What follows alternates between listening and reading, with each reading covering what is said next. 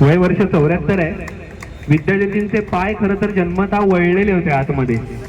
मग आई इकडनं सायनला त्यांना घेऊन जायची, तेल मसाज करायची आणि त्या माऊलीने जे उदंड असे हाल काढलेले आहेत विद्याज्योतींना, म्हणजे आपल्या मुलाला बरं वाटावं म्हणून. विद्याज्योती सांगतात त्या मायेचा स्पर्श आणि माऊलीची ऊर्जा मला मिळाली म्हणून हसत नाचत माणसं जोडत जाणारी व्यक्ती आहे. या हृदय सोहळा अत्यंत घरगुती आणि अत्यंत अनौपचारिक. जोरदार टाळ्या झाला तर फार मजा येईल.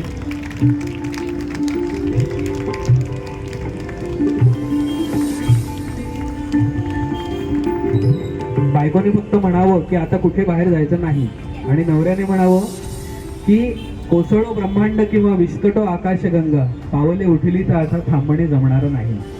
बायकोच्या रागापोटी ते बाहेर पडले नव्हते, तर त्यांच्यामध्ये चांगलं सलोख्याचं वातावरण आहे. परंतु काहीतरी माझ्या देशासाठी मला कर. डोंबिवलीकर पदयात्री म्हणून ज्या ताकदीने आज पूर्णच्या पूर्ण महाराष्ट्रामध्ये ही पदयात्रा म्हणणं योग्य नाही, परंतु एक रेकॉर्ड करणं.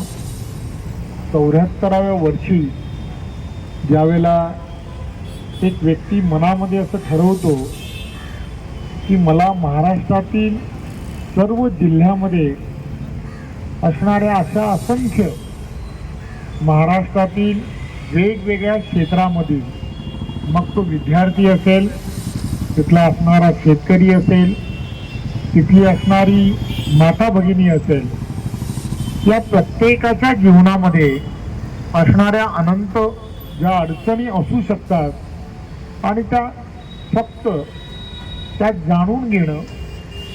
असं असतं की एखाद्याला जेव्हा आपण तुला दुःख काय असं जेव्हा विचारतो, त्यावेळेला त्याचं दुःख कमी करण्याचं काम हे आपण करत असतो. दुःख विचारल्यानंतर कोणीतरी मला विचारलं, या भावनेतून त्याचं दुःख हे थोडंसं हलकं होत असतं. त्यामुळे सरकार काय करेल, व्यवस्था काय करू शकतात, यापेक्षा मला कोणीतरी काहीतरी विचारलं आणि त्यामुळे आपलं दुःख जे आहे ते दुसऱ्याला सांगितल्याने थोडंसं हलकं होतं, अशा पद्धतीची भावना ठेवून ज्या ताकदीने आज ही सर्व मंडळी काम करतायत, त्यांच्याबरोबर असणारी सर्व सहकारी यांनी जवळजवळ 3000 पेक्षा जास्त किलोमीटर 4.5 महिन्यामध्ये पादांकर्त करणं हे काही सोपं काम नाही. सर्वप्रथम पृथ्वी, आप, तेज, वायू, आकाश आणि ब्रह्मांड हे माझ्या पाठीशी होतं, म्हणून हे सारं साध्य होऊ शकलं. आलं का लक्षात? आणि मेन म्हणजे माझी भारतभूमी याविषयी माझे ऋण आहेत. माझ्या आईवडिलांनी, आजोबांनी जे काही काम केले ना देशासाठी, समाजासाठी, ती खंत माझ्या मनामध्ये होती.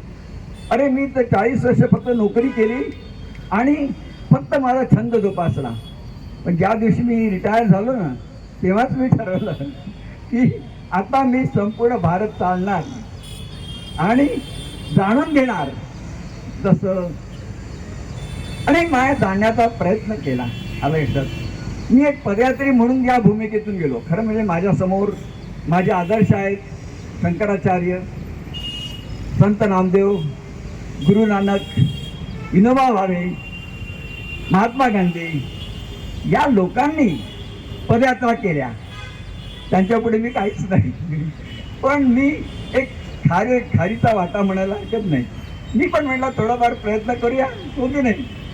आता जिपेश म्हात्रे, नंदा हेळवे असे, आणि आज म्हणजे खास करून माझे बँकेचे बरेच पेन्शनर्स आलेले आहेत आणि कोणाकोणाची नावं घ्यायची, हो की नाही.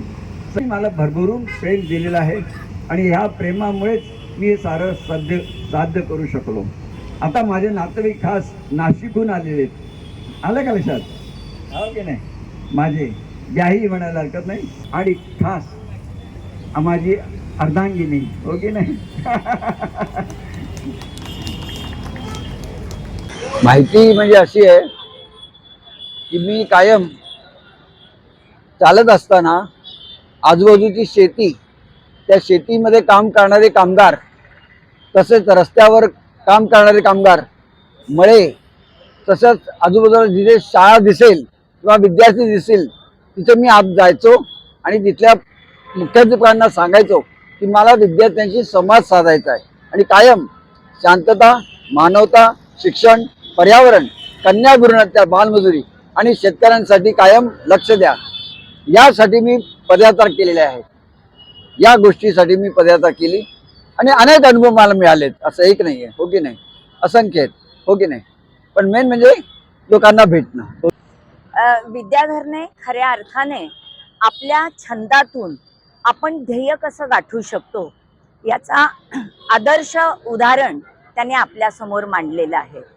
आणि खऱ्या अर्थाने 60 वर्ष म्हणजे खरं तर स्वतःसाठी जगणं आणि 60 वर्षानंतर हे सामाजिक बांधिलकी समजून समाजासाठी जगणं किती आवश्यक आहे. आणि मनाप्रमाणे किती गोष्टी आपण लपवून ठेवत असतो दैनंदिन जीवनात, आणि 60व्या वर्षानंतर या जगत असताना त्याचा आनंद घेणं हे म्हणजे विद्याधरचं त्याने घेतलेल्या अनुभवातून मला उघडकीस आलेलं हे स्तुत्य उपक्रम आहे. Parachute packer. आणि मी फक्त 3 शब्द बोलीन. Teamwork is dream work. आणि त्यानुसार त्यांनी बाबांची काळजी घेतली. आम्हाला पण त्यांचा आदर्श आहे की एवढ्या दिवसांमध्ये त्यांना अंडरस्टँडिंगने ॲज वन टीम